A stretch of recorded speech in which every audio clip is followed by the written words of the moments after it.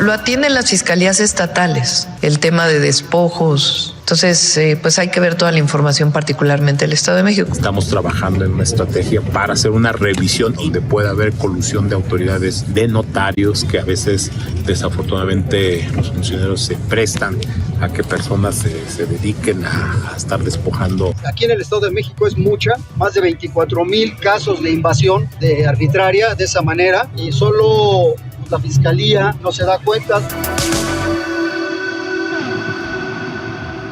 Bueno, el tema se puso en la agenda nacional a partir de este video que se dio a conocer hace un par de semanas de una señora, una mujer adulta mayor, que asesinó a balazos a un joven y a un hombre adulto en una disputa por la propiedad de un inmueble en Chalco.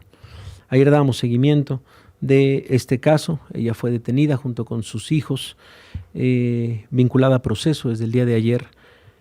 Pero esto ha llegado, y por lo menos no sabe la cantidad de mensajes de nuestro público para hablar de historias muy parecidas, de historias de despojo, de gente que llega un día cualquiera, se mete en una casa abandonada o una casa que no es que esté abandonada, sino que está tal vez buscando a alguien que la rente, etcétera, y que simplemente ya no se salen. Insisto, muchísimos mensajes de la gente y lo pone otra vez en el centro. Las víctimas se sienten absolutamente desprotegidas. Lo que dicen es: nosotros vamos con la autoridad, y la autoridad incluso nos dice: uy, le va a salir más caro el proceso, el juicio. O no, pues es que no podemos hacer nada porque ellos están ahí adentro y hay niños incluso. Entonces se encuentran con este tipo, digamos, de soluciones que no lo son por parte de la autoridad, y se convierte en un problema social muy importante. Y de hecho, estudiado ya desde hace varios años por el profesor de la División de Estudios Jurídicos del CIDE, especialista en criminología, en estudios urbanos, Rodrigo Meneses. Rodrigo, ¿cómo estás? Te saluda Javier Risco. Buenas tardes. Hola Javier, muchas gracias. Buenas tardes a ti y a todo tu público. Muchas gracias por el espacio. Te voy a ser sincero, Rodrigo, no sabía que el problema era tan grande, que había decenas de miles de denuncias por todo el país de lo que, de esto llamado, bueno, de este delito que es el despojo. Cuéntanos un poco primero, sí. Vaya, sé que le has dado seguimiento, sé que has hecho esta cronología incluso de cómo empieza a hacerse este delito y de cómo también las autoridades pues no han hecho absolutamente nada con eso. ¿Por dónde empezar de esta fotografía inmensa que es el tema del despojo en nuestro país, Rodrigo? Sí, Javier. Mira, en efecto, el despojo ha crecido, es un delito que ha crecido dramáticamente en los últimos años, ¿no? En las últimas 2 décadas ha aumentado más del 40% el registro de este delito. El despojo es un delito bastante simple, el tipo delictivo es bastante antiguo, arcaico, de hecho, ¿no? Es básicamente el que tome la propiedad de alguien más por violencia, por la fuerza y sin autorización, ¿no? Sin embargo, como bien dices, en las últimas 2 semanas, yo diría, quizás el último mes, la narrativa nacional pública nos ha dado un ejemplo muy claro de lo frecuente, lo extendido y lo complejo que es este fenómeno, ¿no? Estamos hablando, como bien mencionabas, desde una mujer adulta mayor, ¿no?, que se hace justicia por propia mano en el Estado de México para recuperar una vivienda de interés social, ¿no?, que sigue pagando, hasta un rancho, ¿no?, que aparece de pronto en Monterrey, que es más o menos ocupado de la misma manera y para ser ocupado como un lugar de entrenamiento y aparente exterminio de algunos grupos de la delincuencia organizada, ¿no? Esto nos habla un poco de la generalidad, ¿no?, y de lo complejo que hay, ¿no? Imagínate la cantidad de personas, de situaciones, de circunstancias que se involucran, ¿no? En el Estado de México y en la Ciudad de México es ciertamente un problema muy grave. Solo en estas 2 entidades se registra más del 30% de todos los despojos que hay en el país, ¿no? Y en realidad es un delito que ha aumentado considerablemente, hipotéticamente a través y a partir de la intervención de los grupos de delincuencia organizada, ¿no? En este proceso, digamos, de macrocriminalidad, un poco después de la declaración de la guerra contra las drogas, una narrativa muy estable, muy conocida por todos, ¿no?, este delito comenzó a aumentar, ¿no? Y es justo en ese momento en el que nosotros, en particular, comenzamos a observarlo, sí, como una práctica delictiva que está en aumento, a la que a través de la que diferentes organizaciones del crimen organizado están diversificando sus economías, ¿no? Y que se vuelve una práctica muy difícil de capturar, ¿no? ¿Qué encontramos? El despojo está íntimamente asociado con el homicidio, ¿no? En 10% de todos los municipios del país, estamos hablando de casi más de 250 municipios, las cifras de despojo aumentan cuando aumentan las cifras de homicidio, ¿no? Esto nos indica que es un proceso que no solo está ligado con problemas, digamos, de vivienda, con conflictos sobre la tierra, sino directamente con el ejercicio cotidiano, sistemático, masivo de la violencia, particularmente de la violencia homicida, ¿no? Y esto, desde luego, genera un ambiente bastante verosímil, tanto para pensar que las amenazas que se expresan se pueden hacer cumplir, como para desplazar a la gente, ¿no? Y es, sí, perdón, y es por ejemplo, digamos, un delito que queda impune, que tiene un grado alto de impunidad, Rodrigo. Sí, al menos en donde conocemos cifras, digamos, del grado de procesamiento que tiene este delito es en la Ciudad de México, y sabemos que menos del 5% de los casos que se denuncian llegan efectivamente a una sentencia y, lo que es más, a recuperar el inmueble, ¿no? Este es menos del 5%. Menos del 5%, ¿no? Estamos hablando de cientos de miles de denuncias que solo llegan a resolverse menos del 5%, ¿no? ¿Esto por qué es un problema, Javier? Porque en general, incluso si tú denuncias el delito de despojo y logras superar todos los procesos, obstáculos de acceso a la justicia, burocracias, corrupción, etcétera, etcétera, a lo más que puedes aspirar es a que una autoridad judicial te dé una sentencia, ¿no? Y te diga que efectivamente eres el dueño de una propiedad, ¿no? Pero no hay un proceso claro, robusto y, sobre todo, que garantice la permanencia de las personas cuando recuperan su inmueble, ¿no? Mira, eso no lo sé. O sea, aún con la sentencia. Aún con la sentencia, claro, porque imagínate que tú llegas con una sentencia que te da un juez, ¿no? Sí. Y llegas y le tocas la puerta a un grupo de 20 personas armadas y les dices, oye, un juez me dio una sentencia que dice que tengo la razón, ¿no? Nada te garantiza que puedas volver, ni que puedas volver por mucho tiempo, ¿no?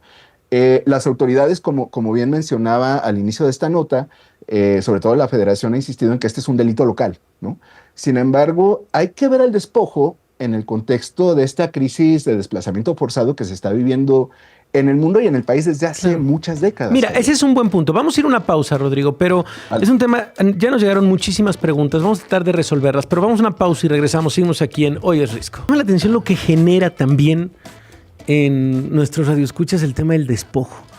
Todos tienen como una historia, o por lo menos han tocado una historia muy parecida de eso, de gente que se aprovecha, que el modus operandi es muy parecido. Llegan una tarde, una noche a una vivienda, que bueno, tendríamos que ver, y yo creo que es la siguiente pregunta también muy interesante, Rodrigo. Estamos hablando con Rodrigo Meneses, él es profesor de la División de Estudios Jurídicos del CIDE, especialista en criminología, estudios urbanos, especialista en el tema de los despojos, a partir de esta historia de la señora Carlota N., esta mujer adulta mayor que asesinó a balazos a un joven y a un hombre en una disputa justamente de la propiedad de un inmueble en Chalco. Lo que genera socialmente, pero también en lo que dice la mayoría, que debe de haber algún tipo de conexión con las autoridades. Esto no podría realizarse si no hubiera autoridades también implicadas en este delito. Rodrigo, ¿qué has investigado sobre eso? En efecto, Javier, hay dos maneras en las que la autoridad interviene, ¿no? A veces por omisión, ¿no? Es decir, siendo omisos en actualizar los tipos penales, en reconocer el delito de desplazamiento forzado interno, en reconocer procedimientos mucho más ágiles para asegurar el retorno de las personas a sus viviendas. Y esa es una manera en la que el Estado ha intervenido siendo omiso, ¿no? Y después hay una intervención mucho más directa, más personal, más individualizada, en donde policías, fiscales, jueces, algunos notarios, ¿no?, que tienen fe pública, están participando en este proceso, ¿no?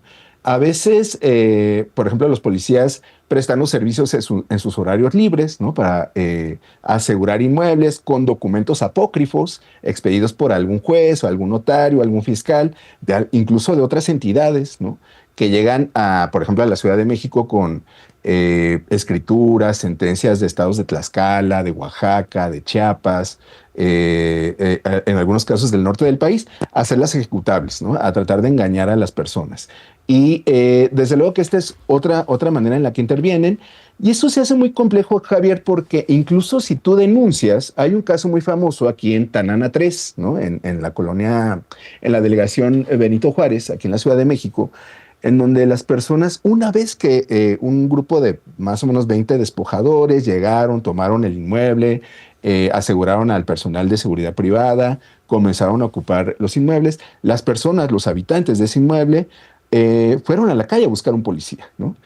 En ese momento lo que hizo las autoridades de la Ciudad de México fue asegurar el inmueble, ¿no? E impedir, no lo aseguraron para garantizar el regreso de las familias que allá habitaban, sino para asegurarlo e investigar qué estaba pasando con el inmueble, ¿no? Esto que supone que si tú estás siendo despojado y sales a la calle a buscar el auxilio de la policía, eso puede representar un obstáculo mayor para que recuperes tu inmueble. Claro, ¿no? Sí. En ese momento en que las autoridades lo aseguran, incluso ofrecen una ventana mucho más amplia para que estas organizaciones de despojadores eventualmente, cuando la policía se va a hacer otra tarea, lleguen y ya no tengan ninguna resistencia para ocupar esos inmuebles, ¿no? Y desde luego aquí hay toda una serie de procesos y de complejidades mayúsculas, ¿no? Claro. Sí. Empezamos por quienes no tenemos o no tienen sus títulos de propiedad en regla, ¿no? Imagínate que alguien te hereda un patrimonio, pero no hay un título de propiedad, no hay un testamento, tú simplemente tomas la posesión del inmueble, llegas, habitas ahí, años después se presenta una persona, te despoja de ese inmueble y tú no tienes manera de probar que es parte de tu propiedad, ¿no? Como ese ejemplo, hay miles de familias en la Ciudad de México y en el resto del país que viven en esa situación, ¿no?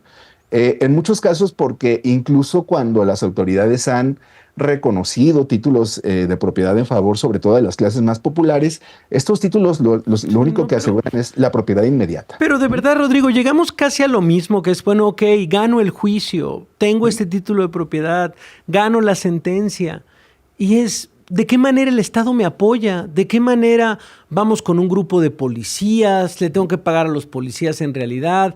¿Me asegura de verdad de que no van a regresar? ¿Cómo se queda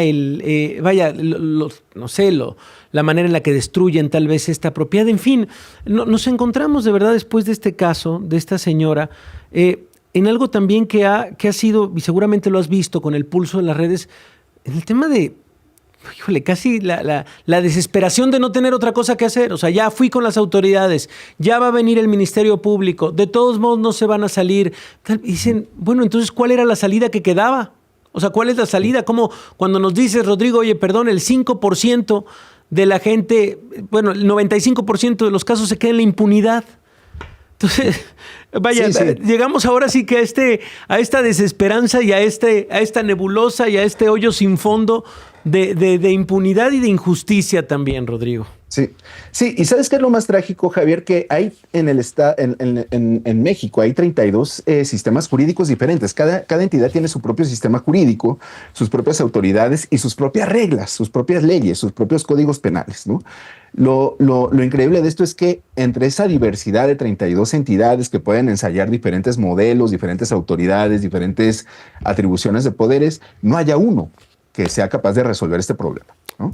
Rodrigo, híjole, ya sabes cómo son los tiempos de la radio, pero ¿sabes dónde podemos revisar tu trabajo? ¿Hay alguna manera en la que podemos seguir? Porque hay mucha gente que nos está preguntando y que nos está contando las historias. Sé que te interesan también conocer estas historias. ¿Cómo te seguimos, Rodrigo? Desde luego. Mira, me pueden encontrar en la página del CIDE, en el portal, en la División de Estudios Jurídicos. Ahí están mis datos de contacto. También me pueden encontrar en Instagram o en Twitter. En Twitter soy La Malora, ¿no? @lamalora. Ahí me pueden buscar. Normalmente recibo, desde hace 10 años que estoy investigando este tema, recibo una cantidad enorme de casos a lo largo del país y desde luego que me interesa y estoy totalmente dispuesto, abierto a recibir las consultas y bueno, las intereses que sean necesarios atender, ¿no? Pues, Rodrigo, te agradezco muchísimo, de verdad, esta plática. Insisto, algo que nos pidieron muchísima gente, hablar y ver también ahora, vamos del lado de las autoridades. ¿Qué se tendría que hacer? Entonces, insisto, un tema que les interesa a mucha gente. Gracias, Rodrigo, por acompañarnos. Muchas gracias, Javier. Hasta luego. Buena tarde y buena tarde a tu auditorio. Hasta luego. En México se reportan 28.364 casos de despojo. Se reportaron en 2024 77 casos diarios, lo cual indica que mientras ocurre este programa hay 3 casos de despojo. Y, bueno, quedarán seguramente impunes. Es, la verdad, el pozo sin fondo de las injusticias y bueno, algo que nos pidieron hablar en este programa.